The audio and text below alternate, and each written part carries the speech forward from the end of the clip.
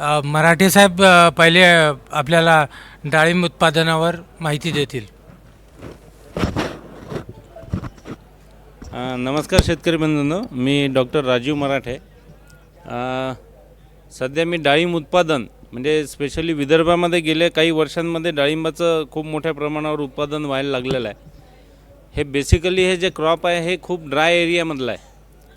म्हणजे जो भरपूर ड्राय एरिया असतो अशा ठिकाणचं हे मेन क्रॉप आहे. इराण, इराक, अफगाणिस्तान या रिजनमध्ये हे डाळिंब होत होतं पहिले.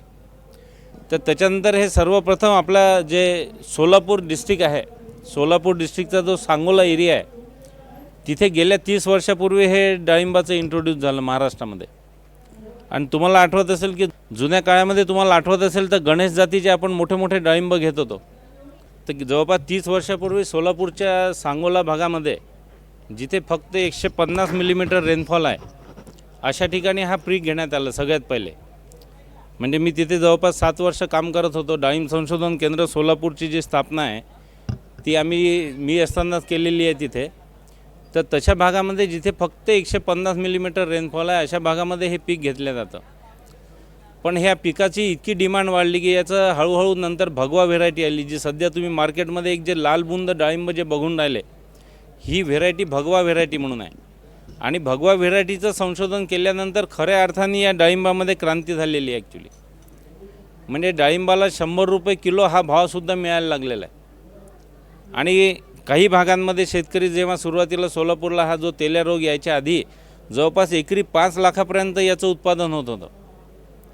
इतर कोणत्याही पिकामध्ये एवढं उत्पादन होत नसल्यामुळे याचं फार मोठ्या प्रमाणात प्रसार झाला. आणि या पिकामध्ये जेवढं प्रोडक्शन जास्ती व्हायला लागलं तेवढ्या मोठ्या प्रमाणांमध्ये लोक त्याच्यामध्ये वेगवेगळे अनुभव एक्सपेरिमेंट करायला लागले. आणि त्याची एवढी डिमांड वाढली की विचित्र प्रयोग केल्यामुळे नंतर तेलाचा प्रादुर्भाव झाला. आणि हळूहळू गेल्या 2 ते 3 वर्षापासून विदर्भ एरियामध्ये सुद्धा शेतकऱ्यांनी हे डाळिंबाची लागवड केलेली आहे. म्हणजे जवळपास 5 वर्षापूर्वी PKVचं जे आहे पंजाबराव कृषी विद्यापीठाचं हे रिकमेंडेशनच नव्हतं. त्यांनी स्पष्ट लिहिलेलं होतं की आपल्या विदर्भाकरता हे डाळिंब फळपीक नाही आहे, त्यामुळे कोणत्याही उत्पादनाच्या विषय जी आहे सवलती किंवा जेवढ्या आपल्या गव्हर्नमेंटच्या योजनांमध्ये डाळिंब पीक नव्हतं. नंतर आम्ही आम्ही एफर्ट केले आणि त्याच्यानंतर आता डाळिंब पिकाचासुद्धा आपल्या एरियामध्ये समावेश झालेला आहे. तर अशा प्रकारचे हे सगळ्यात महत्त्वाचं हळदी पीक आहे. तर आपल्या विदर्भामध्ये डाळिंब लागवड यावरसुद्धा स्ट्रेस देईल. आणि आपण सगळेच या डाळिंब पिकाकरता नवीन असल्यामुळे जनरल डाळिंब लागवड कशी करायची, व्हेरायटी काय आहे, एक थोडक्यात आपण त्याचा एक आढावा घेऊ. आणि नंतर तुमचे जर काही स्पेसिफिक प्रश्न असतील तर आपण त्याचा विचार करू. ओके काय? तर हे तुम्ही जर स्लाईड बघत असेल तर हे एक डाळिंबाचे जनरल स्लाईड आहे. हे तुम्ही बघत असाल की डाळिंब हे एक मेडिसिनलसुद्धा खूप महत्त्व आहे. म्हणजे पौराणिक काळांपासून याचं खूप महत्त्व आहे याचं. तर या डाळिंबाच्या जवळपास प्रत्येक भागाचा उपयोग मेडिसिनल व्हॅल्यू आहे त्याचं. म्हणजे डाळिंबाचा ज्यूस जे आहे हे अँटीऑक्सिडंट प्रॉपर्टी आहे याच्यामध्ये. आणि आज युरोपियन आणि अमेरिकन मार्केटमध्ये जे डाळिंबाची डिमांड आहे, खूप मोठं एक्सपोर्ट डिमांड आहे, एक्सपोर्ट पोटेन्शियल या पिकाला आहे. त्याचं मुख्य कारण हे आहे की याच्यात अँटीऑक्सिडंट प्रॉपर्टी आहेत. आणि आपण जुन्या काळात जर म्हण ऐकली असेल तर एक अनार 100 बिमार अशा टाईपचं याचं महत्त्व आहे. म्हणजे साध्या सर्दी खोकल्यापासून कॅन्सरपर्यंतच्या प्रत्येक रोगावर हा डाळिंब गुणकारी आहे. म्हणजे डाळिंबाची साल घ्या, डाळिंबाच्या बिया घ्या, डाळिंब बियांपासून काढलेलं तेल घ्या किंवा इव्हन झाडंसुद्धा घेतलं तरी याचा प्रत्येक झाडाच्या प्रत्येक पार्टचा मेडिसिनल इम्पॉर्टंट आहे. तर या सगळ्या गोष्टींचं असल्यामुळे याचं कल्टिवेशन खूप मोठ्या प्रमाणात वाढलं आहे. आणि आपण विचार केला की भारतामध्ये जेवढं प्रोडक्शन होतं त्याच्या जवळपास 80 ते 90% प्रोडक्शन जे आहे हे फक्त सोलापूर आणि नाशिक या 2 डिस्ट्रिक्टमध्ये होत होतं. म्हणजे गेल्या 2 वर्षापूर्वींची ही परिस्थिती आहे. पण आता परिस्थिती हळूहळू बदलते आणि गेल्या 2 ते 4-5 वर्षामध्ये विदर्भामध्ये सुद्धा जवळपास 10 ते 15 हजार हेक्टर जमिनींवर याची लागवड झालेली आहे. वाशिम जिल्ह्यामध्ये सगळ्यात जास्त लागवड झालेली आहे. वाशिम जिल्ह्याचे तुम्हाला राऊत म्हणून माहीत असेल तर त्यांच्याकडे आज 30 ते 40 एकर डाळिंब आहे. आणि त्यांनी डाळिंबाचं एवढं चांगली उत्पादन केलेलं की मॅक्झिमम अवॉर्ड आहेत. माझ्या गावापासून त्यांचं जस्ट 7-8 किलोमीटरवर गाव आहे आणि तिथे करोडोंमध्ये त्याचं ते प्रोडक्शन घेतात आहे. आता क्लायमेट जर म्हटलं तर याला पूर्ण इरिड क्लायमेट पाहिजे. म्हणजे समजा नागपूरचा जर विचार केला तर जवळपास इथे 1000 mm रेनफॉल आहे. 1000 मिलीमीटर रेनफॉल करता हे क्रॉप सुटेबल नाही आहे. पण आपल्या इथे प्रॉब्लेम काय आहे की या ज्या डाळिंब पिकामध्ये फ्लावरिंग टू फ्रुटिंग म्हणजे संत्र्याचं जर तुम्ही सगळ्यांना पीक माहीत आहे म्हणून सांगतो की संत्र्यामध्ये फ्लॉवरिंग टू फ्रुटिंग करता जवळपास 9 महिने लागतात. तेच डाळिंबाचा विचार केला तर पहिली जी गणेश व्हेरायटी होती त्याला फक्त 5 महिने लागत होते. म्हणजे फुलं लागल्यानंतर फळाच्या मॅच्युअर होऊन विकेपर्यंतचा कालावधी 5 महिने होता. आणि ह्या जो भगवा व्हेरायटी नवीन निघालेली आहे याच्यामध्ये कालावधी 7 महिने आहे. तर आपल्या इथे जो रेनफॉल आहे 1000 mm जरी असला तरी फक्त 4 महिन्यात हा पाऊस पडतो आणि बाकीचे 8 महिने आपल्याला कोरडे मिळतात. तर आपण या 8 कोरड्या महिन्यांचा वापर करून डाळिंबाचं प्रोडक्शन किंवा उत्पादन आपण यशस्वीरित्या घेऊ शकतो. म्हणून हे डाळिंबा आपल्या एरियामध्ये थोडंसं सक्सेस होऊन राहिलेलं आहे. तर त्याचं क्लायमेटिक रिक्वायरमेंट पाहिलं तर जेव्हा मॅच्युअर होतं म्हणजे ज्या फळ पक्वतेचा जो कालावधी आहे त्या पिरियडमध्ये तर त्याचं टेम्परेचर कमीत कमी चांगलं पाहिजे, जवळपास 40 डिग्री टेम्परेचर पाहिजे आणि ह्युमिडिटी नको. तर तेवढं आपल्याला म्हणजे फ्रूट मॅच्युरिटी काळामध्ये आपल्या विदर्भामध्ये टेम्परेचर असल्यामुळे काही हरकत नाही इथेसुद्धा डाळिंब लागवड करायला. हे तुम्ही बघत असाल, सरळ जर पिक्चर बघत असाल तर आज जवळपास सोलापूर सांगली भागामध्ये 90% जे आहे लोकांनी डोंगर विकत घेतलेले आहेत. म्हणजे उंच सकल तुम्हाला पिक्चर जर बघत असाल तर टोटल उंच सकल जमिनी आहेत. अशा जमिनींमध्ये तुमची जी सॉईल डेप्थ असते म्हणजे जमिनीची खोली हार्डली तुम्हाला 1 फूट मिळेल आहे. म्हणजे आपण जे काय म्हणतो डोंगराची माती, हे डोंगराची ज्या जमिनी म्हणतो आपण बंजर जमिनी ज्या गव्हर्नमेंटने आपल्याला फुकटात दिलेल्या आहे अशा प्रकारच्या जमिनींमध्ये हे डाळिंबाची लागवड करण्यात येते. आणि माझंसुद्धा इथे हेच म्हणणं आहे की आपण कोणतीही फळपिकाची लागवड आहे आपली जी चांगली जमीन आहे ती वापरूच नाही. आपल्या जर 10 एकर जर जमीन असेल तर त्यातलं 2-3 एकर फळपीक घ्यायला काही हरकत नाही. पण आपल्या ज्या जमिनींमध्ये बाकी पिकं चांगल्या प्रकारे येत नाहीत अशा जमिनीचा वापरच फळपिकांसाठी केलेला निश्चित योग्य राहिला आहे. आणि माझं तुम्हाला सगळ्यांना शेतकऱ्यांना हे आहे की आव्हान आहे की बा अशा जमिनीत तुम्ही फळपिकांकडे घाला. चांगल्या चराव म्हणजे आपल्या उपजाऊ ज्या जमिनी आहे ज्याच्यात कॉटन, सोयाबीन किंवा बाकी आपण चांगले पिकं घेऊ शकते या जमिनी फ्रूट क्रॉपमध्ये टाकण्याची गरज नाही आहे. त्याचे काय फायदे तोटे आपण पुढे बघूच. तर हा तुम्हाला जस्ट एक पिक्चर दाखवत आहे. ही बघा दुसरी जमीन, हे कर्नाटक एरियामध्ये लाल माती दिसते आहे, टोटल डोंगर आहे बघा. याच्यामध्ये गेलं तर जवळपास नुसतं आपण जे दगडं म्हणतो तेच आहे, 70-80% दगड आहे. अशा ठिकाणी हे कल्टिवेशन आहे. हे सुद्धा पिक्चर जर पाहिलं तर लाल मातीमध्ये किंवा जिथे चुनखडीची जमीन आहे, तुम्ही जर हा इकडचा जर पिक्चर बघितला तर त्याच्यामध्ये बघा जवळपास पूर्ण जे पाणी देतो आपण तिथे पूर्ण पांढरी जागा झालेली आहे. ही पांढरी जागा याच्यामुळे झाली आहे की कॅल्शियम कार्बोनेट आपण जे म्हणतो चुनखडी खूप आहे अशा ठिकाणी सुद्धा आपण याची लागवड करू शकतो. हे सगळ्यात खालचं जर पिक्चर बघितलं तुम्ही तर त्याच्यात तुम्ही बघा नुसते दगड आहेत त्याच्यामध्ये. तर अशा सर्व प्रकारच्या जमिनींमध्ये आपण लागवड करू शकतो. हा सुद्धा पिक्चर बघा तुम्ही, हे एक पिक्चर आहे. तर मग आपण जर तुम्ही म्हणत असाल की बा सगळ्या प्रकारच्या जमिनींमध्ये जर याची लागवड जर करू शकतो आपण तर मग जमिनीबद्दल विचार करायची गरज काय किंवा मग जमिनीचं महत्त्व काय आहे. तर जमिनीचं महत्त्व आपण जे मॅनेजमेंट करणार आहे म्हणजे आता जे आपण फळपीक किंवा कोणती पीक लावणार तर जुन्या काळात कसं होतं की आपण 2 एकर संत्रा लावून टाकला, 2 एकर मोसंबी लावून टाकला, त्याच्याकडे काही मॅनेजमेंट किंवा प्रॉफिटच्या दृष्टिकोनातून करत नव्हतं. पण आता जी आपण शेती करतो याच्यामध्ये मॅनेजमेंट हा खूप महत्त्वाचा भाग आहे. तुम्ही जर डाळिंब बाग लावली आणि त्याच्याकडे जर लक्ष नाही दिलं तर तुमची 10 वर्ष जरी बाग राहिली तरी त्याच्यात प्रोडक्शन मिळणार नाही. संत्र्याचंसुद्धा तसंच झालेलं आहे. कारण आता इनपुट कॉस्ट खूप वाढलेली आहे. पहिले कसं होतं की आपण 1-2 एकर लावलं त्याच्यासोबत जनरल जे कामं करत होतो त्यात मजुरांमध्ये कामं होत होती. पण आता जर 1 ते 2 एकर तुम्हाला तर फळबाग जर मेंटेनन्स करायचं असेल तर कमीत कमी पर एकर 50,000 खर्च आहे. मग ती फळबाग कोणतीही असो. मग तुम्ही जर 50,000 खर्च करणार असाल तर त्याचं उत्पादन मिळत असेल तरच तुम्ही खर्च करणार.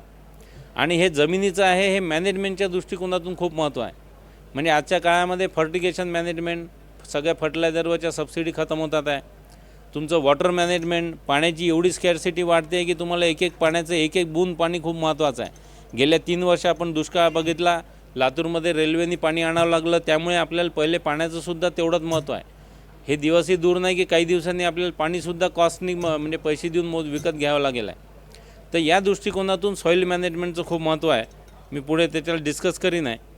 कालच आपण बोललो की जी सॉईलचा जमिनीचा जो सामू आहे ह्या सामूचं तुमच्या न्यूट्रियन मॅनेजमेंटमध्ये खूप महत्त्वाचं आहे. म्हणजे तुम्ही जी कोणती खतं वापरताय, फर्टिलायझर वापरताय, या सामूमध्ये जर तुम्हाला दिसत असेल की जसे मायक्रोन्यूट्रियंट आहे आयरन, मॅंगनीज, झिंक, तर जर ह्याचे सामू जर जमिनीचा सामू 5पेक्षा किंवा 7पेक्षा कमी असेल तर ते या मायक्रोन्यूट्रियंटची उपलब्धता जास्ती प्रमाणात असते. आणि जास्ती pH असलेल्या जसं मॉलिब्डेनम आहे, कॅल्शियम आहे, तुम्ही जर डिस्प्लेमध्ये बघत असाल तर या pH किंवा जमिनीचा सामू 7च्या वर असेल तर या अन्नद्रव्यांची उपलब्धता जास्ती असते. पण आपल्या भागांमध्ये जमिनींचा सामू 7च्या वरच आहे. तर अशा परिस्थितीमध्ये आपल्याला मायक्रोन्यूट्रियन जर जमिनीमार्फत देत असू किंवा फॉस्फरस देत असू तर 100% त्याचं जमिनीमध्ये फिक्सेशन होणारच आहे. तर अशा दृष्टिकोनातून जर विचार केला तर आपल्याला जे फर्टिलायझर ॲप्लिकेशनच्या ज्या मेथड आहेत, म्हणजे आपण जे पहिल्या काळात देत होतो की बा सगळे अन्नद्रव्य आपण एकखट्टा देऊन देत होतो, फक्त नत्र 3 वेळा देत होतो, तर त्या पद्धती आपल्याला बदलवणं आवश्यक आहे. आता आपल्याला फर्टिगेशन तंत्राचा वापर करणं आवश्यक आहे. फ्लड इरिगेशन डाळिंबामध्ये जवळपास नाहीच आहे, कारण एवढं उंच सखल जर जमिनी असेल तर तुम्हाला ड्रीपला जाणं आवश्यकच आहे कोणत्याही पिकांकरता. आणि ड्रीपचा जर वापर करत असाल तर तुम्ही पाण्याचा वापर करताना तुम्हाला फर्टिगेशन म्हणजे पाण्यात विरघळणाऱ्या खतांचा वापर करूनच तुम्ही अन्नद्रव्य पुरवणं आवश्यक आहे. मग आपण जेवढा वेळ पाणी देऊ शकतो तेवढा वेळ खतं देऊ शकतो. जसे आपण रोज हळूहळू थोडं थोडं जेवतो त्या प्रमाणात पिकालासुद्धा आपण खतं देत राहिलो तरी काही हरकत नाही आहे. आणि आपण आता जे पूर्ण वॉटर सोल्युबल फर्टिलायझर वापरायची गरज नाही आहे. जे जनरली नॉर्मल विरघळणारी खतं आहे त्या खतांचासुद्धा वापर केला तरी चालू शकतो. पुढच्या स्लाईडमध्ये मी तुम्हाला सांगेन. हे जनरली काय 3 प्रकारच्या जमिनी आहेत. जी सगळ्यात आपली जी पहिली जमीन म्हटलं की जो सगळ्यात वरचा जो पिक्चर दिसतो आहे तुम्हाला, जवळपास 30 सेंटीमीटर जमीन आहे, त्याच्यानंतर मुरुम आहे. तर अशा प्रकारच्या जमिनींमध्ये तुम्ही पीठ बनवा, खड्डे खोदा 1 बाय 1 मीटरचे आणि त्याच्यामध्ये डाळिंब पिकाची लागवड करा 4.5 बाय 4 मीटरवर किंवा जमिनीच्या मकदुरानुसार. आणि ही जी सगळ्यात खालचा फोटोग्राफ दिसतो आहे जी काळी जमीन आहे, जवळपास 4 ते 5 फूट काळी जमीन आहे किंवा बऱ्याच ठिकाणी 10-10 फूट काळ्या जमिनी आहे. तर अशा जमिनींमध्ये कोणत्याही फळपिकाची लागवड करू नका शक्यतोवर, कारण एक तर ही जमीन चांगली आहे आणि फळपिकाखाली घालवण्यासारखी नाही आहे. आणि याच्यामध्ये रोगराईचा प्रादुर्भाव खूप मोठ्या प्रमाणात होतो. तुम्ही संत्रा पिका घेतलं तर याच्यात डिंक्याचा प्रादुर्भाव होईल, डाळिंब घेतलं तर याच्यामध्ये तुम्हाला मर रोग जो आहे, विल्ट रोग आहे, याचा प्रादुर्भाव होईल. किंवा आता जो बॅक्टेरियल ब्लाइट तेल्या रोग म्हणतात डाळिंबामध्ये जे मॅक्झिमम रोग वाढतो आहे त्याला ह्युमिडिटी होईल. आणि अशा जमिनींमध्ये काय होतं की वॉटर लॉगिंग होतं, म्हणजे पाण्याचा संचय होतो आणि त्यामुळे मॉइश्चर ह्युमिडिटी वाढते. बागेमध्ये आर्द्रता जास्ती वाढली की प्रत्येक रोगाचा प्रादुर्भाव वाढलाच पाहिजे. त्यामुळे अशा प्रकारच्या जमिनी तुम्ही जर डाळिंब लागवडीसाठी घेतल्या नाही किंवा कोणत्याही फळपिकासाठी तर निश्चितच चांगलं राहिलं आहे. हे जसं तुम्हाला काल पण दाखवली होती संत्र्यात एक स्लाईड, तर याच्यामध्ये डाळिंबामध्ये पण जो डाळिंब पिकाची जी मुळं आहेत ही मॅक्झिमम जी रुंदी जर पकडली तर जवळपास 25 ते 30 सेंटीमीटर खोलीपर्यंत याची मुळं आहेत. म्हणजेच आपण जमीन जरी हलकी असेल तरी 25 ते 30 सेंटीमीटर किंवा 2 फुटाचे खड्डे खोदणं आपल्याला आवश्यक आहे. म्हणजे जर तुमची जमीन 2 फूट खोल असेल तर तिथे तुम्ही डायरेक्ट डाळिंबाची लागवड करू शकता. आणि जर नसेल तर मग आपल्याला चर खोदता येतील आहे किंवा खड्डे खोदता येतील आहे. म्हणजे जसं आपलं इकॉनॉमिकल किंवा आपली जमिनीचा जर खूप स्लोप जास्ती असेल तर अशा ठिकाणी आपण डायरेक्ट चर खोदले तरी चालू शकतं. आणि जर तसं नसेल तर मग आपण साधे खड्डे घेतले, 2 फूट बाय वरचं जे एरिया आहे तो 3 फुटाचा घेऊन खड्डे घेतले, त्याच्यात लागवड केली तरी चालू शकतं. या दृष्टिकोनातून ही स्लाईड आहे. हे जसं बघाल तुम्ही की जर चर खोदून करू शकता किंवा जिथे खड्डे खोदलेले दिसून राहिले तिथे तुम्ही बघा नुसतं मुरुम आहे तिथे. किंवा जमिनीची खोली जर सगळ्यात कमी असेल तर ही जी बेडिंग सिस्टीम आहे जी संत्र्याकरता सुद्धा आपण वापरतो, अशा बेडिंग सिस्टीमचा सुद्धा आपण उताराच्या आडवे जर केले तरी चालू शकतात. किंवा मग अजून एक जे मधले फोटोग्राफ तुम्ही बघत असाल त्याला म्हणतात एक वरंबा पद्धत. म्हणजे तुम्ही बघत असाल त्या वरंब्यामध्ये नुसती हलकी माती आहे, जसं मुरुमच आहे नुसता, तर त्याचेसुद्धा आपण इंडिव्हिज्युअल त्याचं हिप बनवलेलं आहे आणि त्याच्यावर प्लॅन्टेशन केलेलं आहे. त्याला एक सिंगल वरंबा पद्धत म्हणतो आहे आपण. तर अशा प्रकारे आपण डाळिंबाची निश्चितच लागवड करू शकता थोडंसं मॉडिफिकेशन करून. हे बघत असाल तुम्ही की जसे हे आपण बांध घातले आणि त्याच्यावर लागवड केलेली आहे. आता या डाळिंबाच्या व्हेरायटी आहेत सध्या. म्हणजे मी तुम्हाला पहिले सांगितले ही जी गणेश व्हेरायटी आहे तर ही गणेश व्हेरायटी ही भगवा व्हेरायटी, जशा सगळ्यात खालचा जो लाल कलरचा फळ आहे ती यायच्या आधी होती.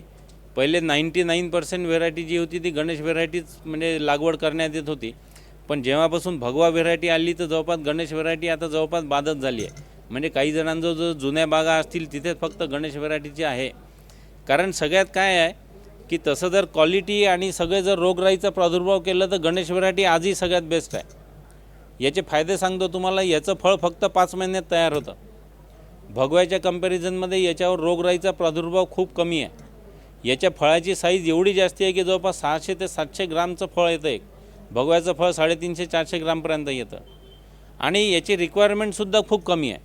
पण कसं आहे म्हणजे फ्रूट क्वालिटी जरी विचार केला तर हे डाळिंब म्हणजे गणेश फळ आहे हे खायलासुद्धा मऊ दाणे आहे त्याचे. तुम्हाला भगव्याचे जर पाहिले तर कडक दाणे लागतील. म्हणजे क्वालिटी वाईजसुद्धा ती बेस्ट व्हेरायटी आहे. पण तुम्ही मार्केटमध्ये गेलं तर तुम्हाला कस्टमर नाही मिळत याला.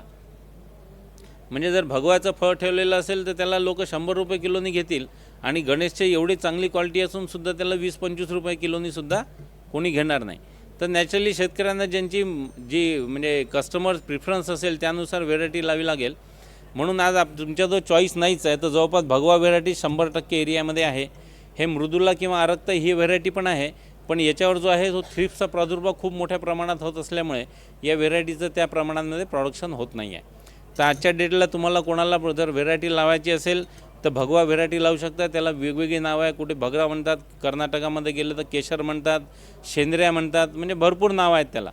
त्याचा अर्थ एकच होतो की व्हेरी डार्क रेड कलरची ही फ्लावर आहे.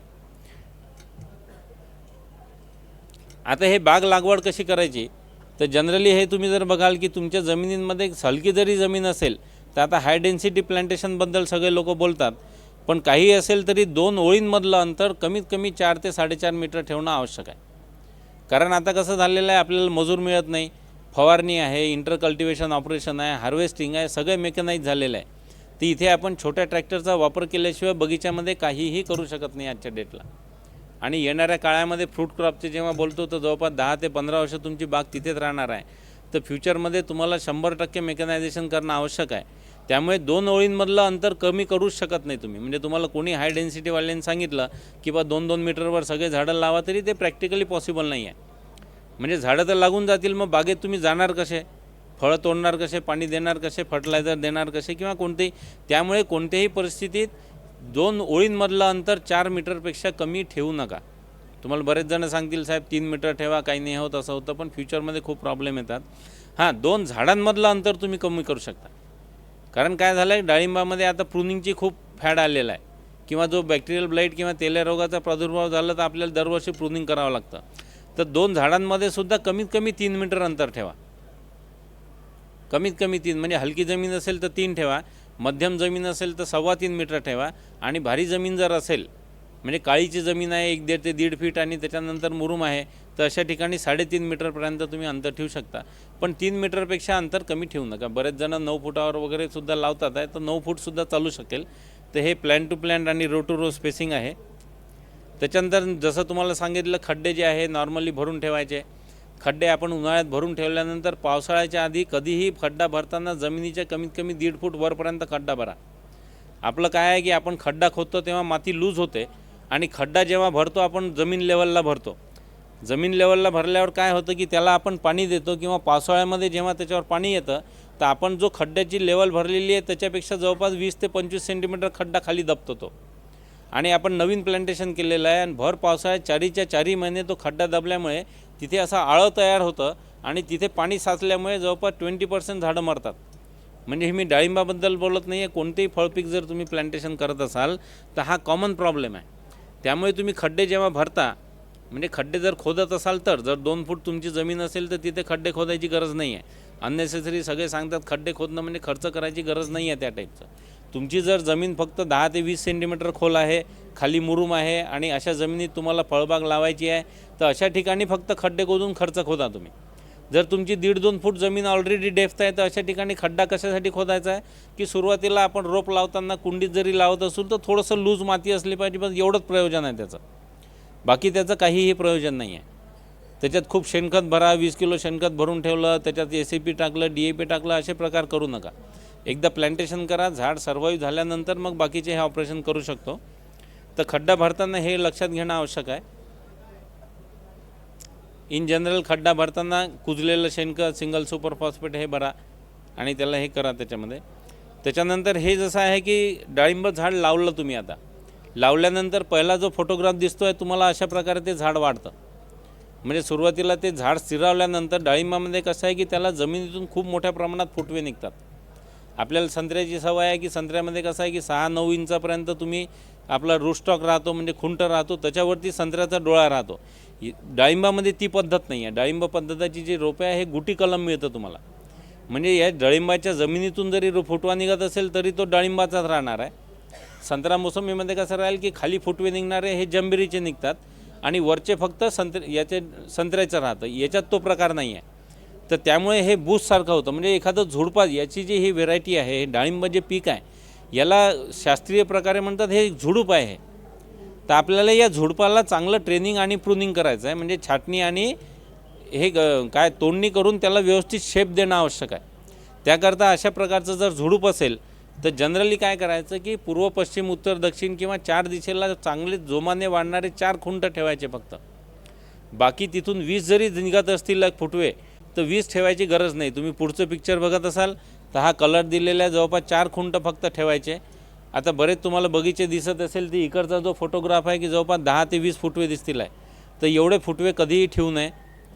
फक्त 3 ते 4 म्हणजे 2 फुटवे ठेवले तरी चालतात, 3 ठेवले तरी चालतात, 4 ठेवले तरी चालतात. बाकी संत्रा, बोर, आंबा याच्यामध्ये सिंगल स्टेम आहे, म्हणजे एकच खोड राहतं. डाळिंबामध्ये जवळपास 3 ते 4 खोड आहेत. म्हणजे आपण जे नॉर्मल फळ पिकं लावतो त्याच्यापेक्षा याची कॅरेक्टर थोडं वेगळं आहे. याच्यामध्ये काय होतं की तुमचं जर सिंगल स्टेम असेल आणि याच्यामध्ये खोड पोखरणारा अळीचा थोडा प्रादुर्भाव असतो आणि तो प्रादुर्भाव जर झाला तर सडनली ते झाड मरू शकतं आणि झाड मेलं की पूर्ण त्याचं नुकसान होऊ शकतं. म्हणून याच्यात आपण 3 ते 4 फुटवे ठेवून झाड वाढवतो. याच्यामध्ये काय होतं की एखाद्या ठिकाणी प्रादुर्भाव झाले तरी बाकीचे फुटवे चांगले राहतात. तर अशा प्रकारे आपण त्याची वाढ करायची आहे. त्याच्यानंतर याच्यामध्ये सुद्धा संत्र्यासारखे 3 बहार येतात. आंबे बहार आहे, मृग बहार आहे आणि हस्तबहार आहे. आंबे बहार जानेवारी फेब्रुवारीत येतो, तुम्ही बघत असाल. हा जनरली महाराष्ट्रामध्ये प्रॅक्टिस आणि आंध्र प्रदेशमध्ये होतो. मृग बहार जून जुलैमध्ये येतो, हस्तबहार सप्टेंबर ऑक्टोबरमध्ये येतो. या बहाराचे तुमचे फायदे सांगतो मी की जर तुमच्याजवळ भरपूर प्रमाणात पाणी उपलब्ध असेल, म्हणजे समजा डाळिंब पीक जे कोणी लावतात आहे तिथे पाण्याची उपलब्धता नाही म्हणूनच डाळिंब लावतो हे अंडरस्टूड आहे. पण होऊ शकते की काही जणांजवळ पाण्याची उपलब्धता आहे. कारण आंबिया बहार जर जानेवारीमध्ये येत असेल तर आपल्याला भर मेमध्ये पाण्याची रिक्वायरमेंट लागेल. म्हणजे हे विदाऊट पाणी किंवा कमी पाण्यात येणारं जरी फळपीक असेल तरी जेव्हा त्याच्यावर 100-200 फळं जर राहतील तर निश्चितच त्या पिरियडमध्ये त्याला आपण पाण्याची कमतरता भासू देऊ शकत नाही आपण.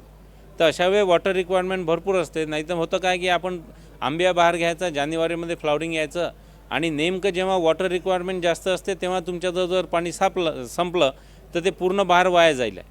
त्यामुळे तुमच्याजवळ भरपूर प्रमाणात पाणी जर उपलब्ध असेल तर आंबिया बहार घ्या. नाही तर मग पाणी कमी उपलब्धता आहे आणि तुमची जर चांगली फवारणी किंवा हे करायची जर हिंमत असेल, तुमच्याजवळ जे लेबर आहे हे भरपूर प्रमाणात असतील तर मृग बहार घ्या. कारण मृग बहार आहे जून जुलैचा. आणि तुम्हाला पहिले सांगितलं डाळिंब हे पीक कोरडवाहू प्रदेशातलं पीक आहे. आपल्याकडे जूनपासून 4 महिने भरपूर प्रमाणात पाऊस राहतो. बागेमध्ये आर्द्रता पण खूप राहते. तर अशा परिस्थितींमध्ये याच्यावर रोगांचा प्रादुर्भाव खूप मोठ्या प्रमाणात होतो. आज डाळिंब जे मार्केटमध्ये विकल्या जात आहे याचं सगळ्यात मेन डिमांड काय की डाळिंब फळावर जर तुम्हाला 2-4 जरी डाग आढळले तरी कस्टमर घेत नाहीत. म्हणजे पहिले तर जेव्हा याचं खूप प्रोडक्शन होतं तेव्हा एक्सपोर्टसाठी गेले तर ते व्यापारी म्हणायचे नहीं तुम्हारे डाळिंब पे 3 डाग है, ये बी ग्रेड में जाएगा. एक भी डाग नहीं है तो ए ग्रेड में जाएगा. खरं पाहिलं तर डाळिंबाच्या आतल्या दाण्याशी वरच्या डाग पडण्याशी काहीही संबंध नाही आहे. खरं पाहिलं तर म्हणजे आपण जे खायचा भाग आहे त्याला काहीही म्हणजे पूर्ण वरचं काळं भोर जरी तुम्ही डाळिंब घेतलं तरी आतले दाणे तुमचे तेवढेच चांगल्या क्वालिटीचे राहतात.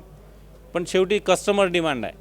तर जर त्यामुळे काय आहे की मृग बहार जून जुलैत येणार तर ऑलमोस्ट तुम्हाला थोडंसं ह्युमिडिटी वाढली की फंजिसाईडची फवारणी करावी लागेल. नवती येत राहणार त्यामुळे इन्सेक्टिसाईडची फवारणी करावी लागेल. आणि आजच्या डेटला आपल्याकडे आमच्या इकडे बरेच जणांनी घेतले हे मृग बहार, पण त्यावेळी तुम्ही फवारणी करू न शकल्यामुळे बऱ्याच ठिकाणी रोगाचा प्रादुर्भाव होऊन तो फेल गेलेला आहे. तिसरा बहार आहे सप्टेंबर ऑक्टोबर. पण यावर्षी तुम्ही बघितलं कंटिन्यू 4 महिने पाऊस आहे. याच्यामध्ये सुद्धा झाडाला जोपर्यंत तुम्ही स्ट्रेस किंवा ताण देत नाही तोपर्यंत फ्लॉवरिंग होत नाही. तर अशा परिस्थितीमध्ये हा बहार घेण्याकरता थोडंसं त्रासदायक होऊ शकतं. त्यामुळे तुमची जशी उपलब्धता आहे, मजूर किती प्रमाणात आहे, तुम्ही स्वतः मॉनिटरिंग आहे का की अब्सेंटी फार्मर आहे. जसे आमच्यासारखे आम्ही शेतात डाळिंब लावलं आणि इथून फोनवर सांगतो की ही फवारणी कर तर त्यांनी मृग बहार घेऊ नये. जो स्वतः मेहनत करणार आहे, कारण मृग बहारामध्ये सगळ्यात जास्त पैसा मिळतो कोणालाही. तेव्हा डिमांड छान राहते, फ्रूटची क्वालिटी चांगली राहते. सगळ्यात बेस्ट आहे हस्तबहार. तर तो सुद्धा तुम्ही जर घेऊ शकले तर हे चांगल्या प्रकारे राहील. अशा प्रकारे आपण बहारही घेऊ शकतो. हे सेम मी बोललो तेच आहे. त्याच्यानंतर हे अन्नद्रव्य व्यवस्थापन आहे. याच्यामध्ये सुद्धा नत्राची स्फुरदची कमतरता आहे, अशा प्रकारची याचे लक्षण आहेत आणि त्यानुसार आपण अन्नद्रव्यांचं नियोजन करायचं आहे. मी सगळे आस्पेक्ट घ्यायचे असल्यामुळे थोडंसं फास्ट घेतो आहे. नंतर स्पेसिफिक असेल तर आपण विचारू. हे जस्ट थोडी सगळी आयडिया द्यायची आहे, कारण सगळे आस्पेक्ट कव्हर करायचे असल्यामुळे हे तुम्हाला सांगतो आहे मी. हे जसं कॉपर, आयरन, झिंक आणि मॅग्नीजची कमतरतेचे लक्षण आहेत. तर अशा प्रकारे जर लक्षणं आढळली तर आपल्याला त्या प्रकारे नियोजन करता येईल आहे. हे जसं जनरल जे आयरनची डिफिशियन्सी मोठ्या प्रमाणात भासते, तर आपण हे बघतो की पानं पिवळे असतात आणि त्याच्यावरच्या रेषा काय असतात, हिरव्या रंगाच्या होतात. तर अशा प्रकारचे जर सिम्पटम असेल तर आयरनचा आपण फोलियर स्प्रे घ्यायला पाहिजे. हे सेम सिम्पटम आहे लोहाची. हे नत्राच्या कमतरतेचं सिम्पटम आहे. हे बघत असाल नत्राची कमतरता आहे. एक सगळ्यात महत्त्वाची गोष्ट सांगायची आहे की आपण कोणतेही फळ पिकाकरता हे लागू होतं की आपण जेव्हा अन्नद्रव्याचा पुरवठा करतो, म्हणजे मी तुम्हाला पहिले सांगितलं की काय फार्मरच्या डोक्यात काही काही फंडे फिक्स आहेत की ज्याचं फ्लॉवरिंग असेल तर त्याला वाटतं युरिया दिल्याने फ्लॉवरिंग होतच नाही, संत्रा राहो की डाळिंब राहो काही राहो, किंवा फॉस्फरस दिल्याने हे होतं, किंवा पोटॅश दिल्याने फक्त मॅच्युरिटीच्या काळातच द्यायचं. अशा प्रकारचं नसून आपण अन्नद्रव्याचा प्रमाणबद्ध पुरवठा करणं आवश्यक आहे. म्हणजे आता तुम्ही जर युनिव्हर्सिटीचे किंवा आमचे किंवा विद्यापीठ ICAR-वाल्यांचे जर रिकमेंडेशन बघाल तर त्याच्यामध्ये इतकी तफावत आढळते की जवळपास 100 ग्रामपासून तर जवळपास 1000 ग्रामपर्यंत सांगताल. तर तुम्हाला कन्फ्युजन राहिलं आहे की बा याचं पकडावं की त्याचं घ्यावं की त्याचं घ्यावं. इतके व्हास्ट डिफरन्स आहे. म्हणजे जेवढ्या सायंटिस्टनी जेवढे एक्सपेरिमेंट केले तेवढे त्याचे रिकमेंडेशन आहे. तर आपण एक्झॅक्टली कोणतं घ्यायचं, तर तुम्ही रिकमेंडेशन कोणतंही जरी घेतलं तर अन्नद्रव्याचा प्रमाणबद्ध पुरवठा करणं आवश्यक आहे. हा चार्ट याच्यासाठी दाखवतो आहे तुम्हाला की जसं तुम्ही फॉस्फरसचा जर एक्सेस पुरवठा केला असेल तर जमिनीमध्ये झिंक आणि फेरस असतानासुद्धा झाडं त्याचं ॲब्झॉर्प्शन घेऊ नाही शकत. किंवा समजा जास्ती प्रमाणात पोटॅशियम आहे, जसं आपल्या इकडच्या ज्या मध्य भारताच्या ज्या ब्लॅक सॉईल आहेत याच्यामध्ये पोटॅशियमचं जास्ती प्रमाण आहे. तर याच्यामध्ये काय होतं की कॅल्शियम मॅग्नेशियम, आपण म्हणतो की हे चुनखडी असल्यामुळे कॅल्शियम मॅग्नेशियम खूप मोठ्या प्रमाणात आहे. तरीसुद्धा कॅल्शियमची डिफिशियन्सी काय यायला पाहिजे, खरं पाहिलं तर यायला नको, पण मोठ्या प्रमाणात जर तुम्ही पोटॅशियम वापरत असाल, MOPचा वापर करत असाल तर त्या पिरियडमध्ये कॅल्शियम मॅग्नेशियमची उपलब्धता कमी होते. म्हणून आपल्याला झाडाला जे आपण 16 अन्नद्रव्य देणार आहे याचे प्रमाणबद्ध पुरवठा द्यायला पाहिजे. आता मायक्रोन्यूट्रियनचे रिकमेंडेशन म्हणतो, मायक्रोन्यूट्रियनची रिक्वायरमेंट किती आहे हे तुम्हाला पुढे मी सांगेन आहे.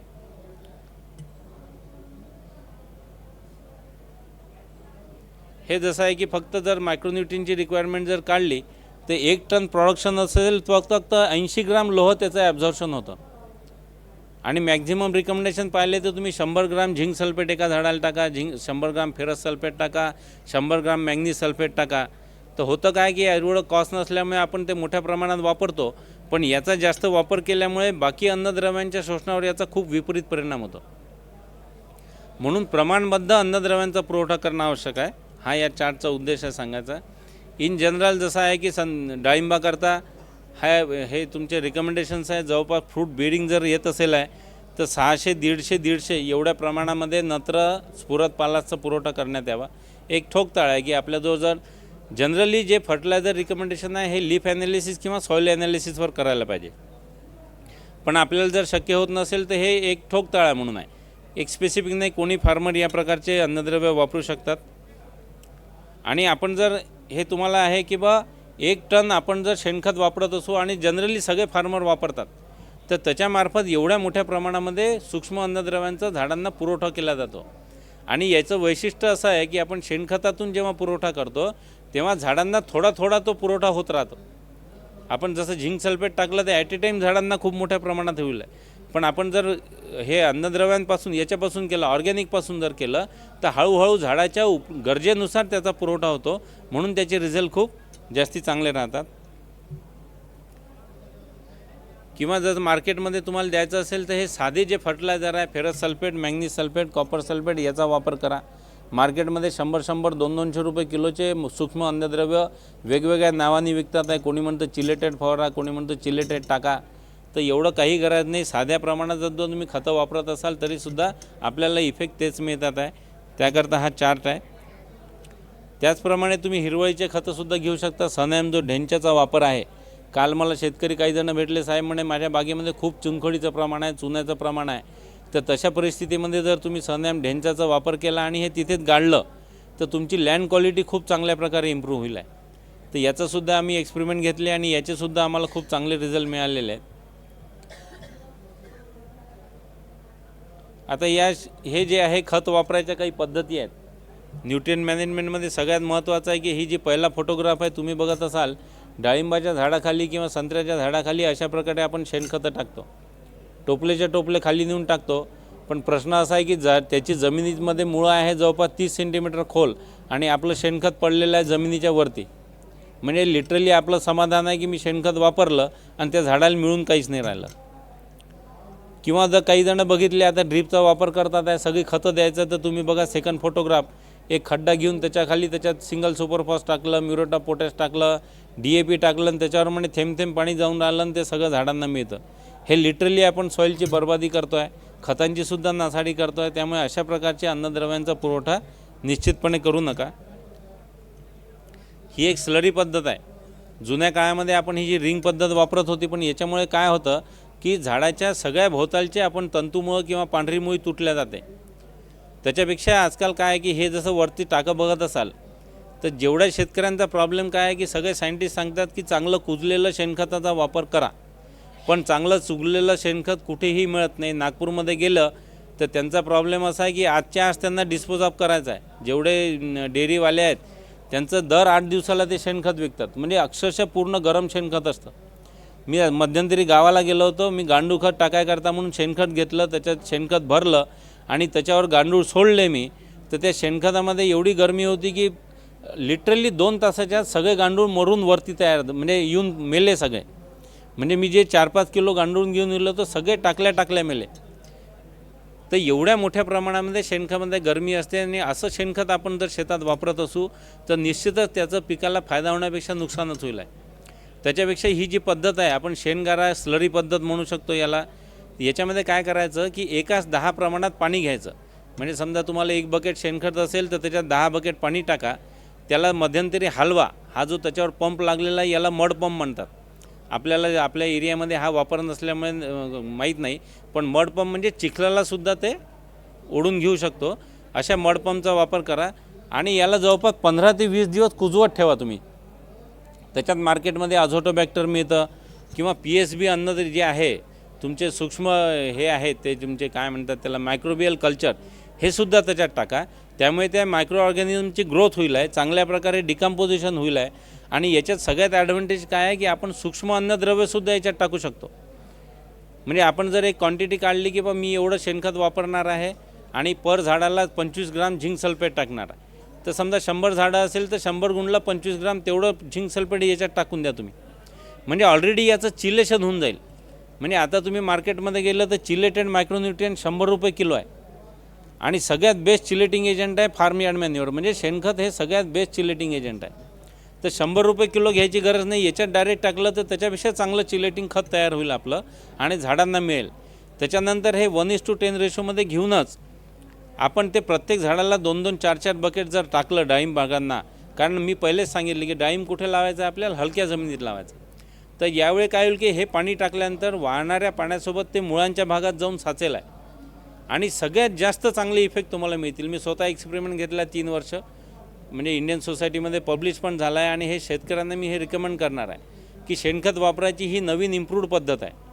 द्राक्ष बागांमध्ये, सोलापूर भागांमध्ये हे सर्रास वापरले जाते, पण त्यांच्यापेक्षा आपलं ॲग्रिकल्चर जवळपास 4-5 वर्ष मागे आहे.